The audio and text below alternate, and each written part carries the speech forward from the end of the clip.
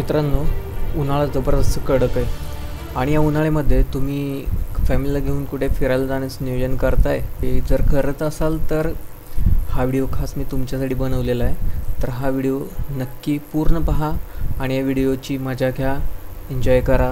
आता आपण आलेलो आहोत पाचगणीमधल्या शेरबाग या थीम पार्कमध्ये आणि हे थीम पार्क बघत असताना तुम्ही समोरचं गेट बघत असाल तर वरून जे पाण्याचे फवारे पडत आहेत, जबरदस्त अंगावरती शहारे येत आहेत, एवढी थंडी वाजते आता इथे आल्यानंतर।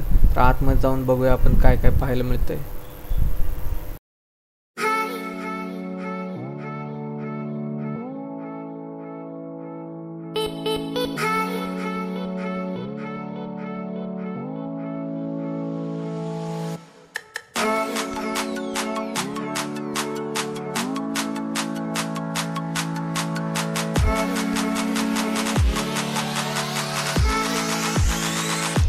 मित्रांनो, आपण शेरबागमध्ये प्रवेश केलेला आहे आणि पुढं आपण जाऊन बघणार आहे काय काय आपल्याला पाहायला मिळतंय ते।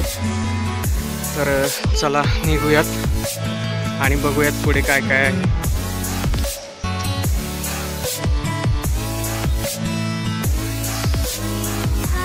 काय मस्त फुलं आहेत, सगळी फुलांचं गार्डन आहे।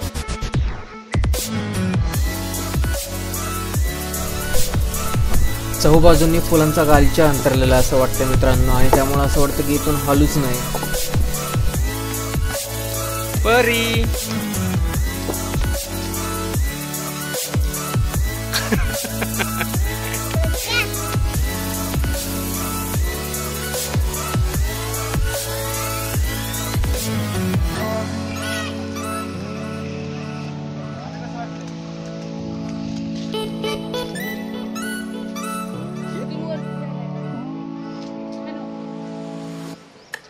बसण्यासाठी, झाडावर बसण्यासाठी ट्री हाऊस केलेलं आहे। झोपाळे पण बरेच बांधलेले आहेत। बसायचे का झोपाळ्यावर बेटा? झोपाळ्यावर बसायचे का ग?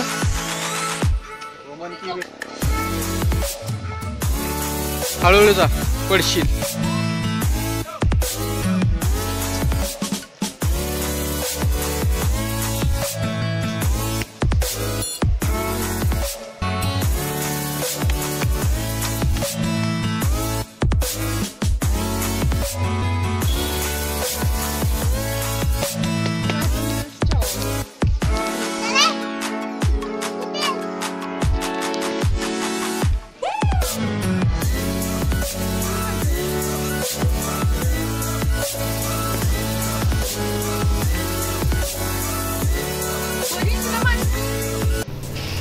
मित्रांनो, हा जो रोड आहे तो वाईकडून पाचगणीला येतो, तुम्ही पाहू शकताय।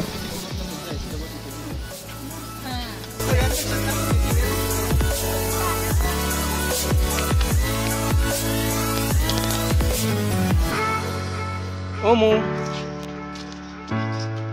हाय।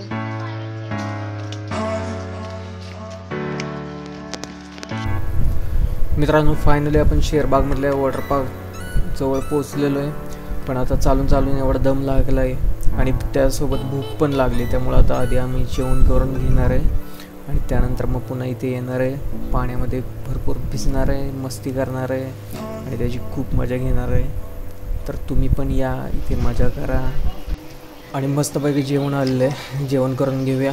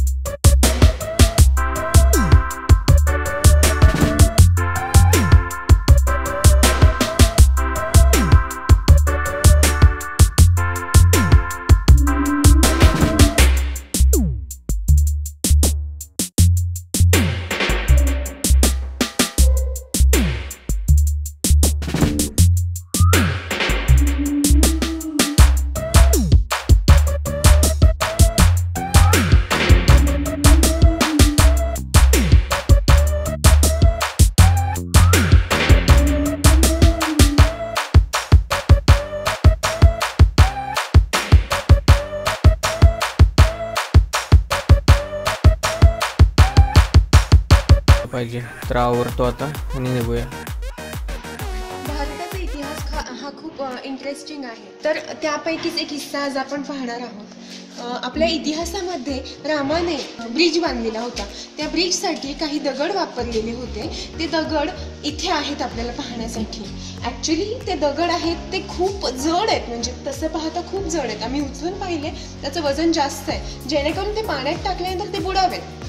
पण आम्ही उचलून पाहिल्यानंतर ते जड असून देखील ते इथे पाण्यामध्ये बुडत नाहीयेत.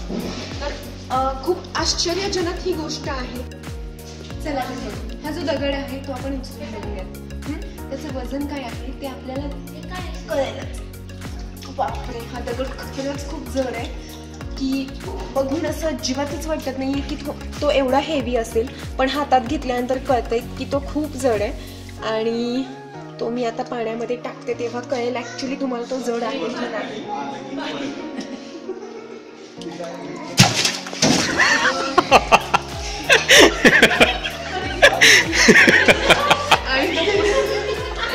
तो पुन्हा तरंगतोच आहे एवढं.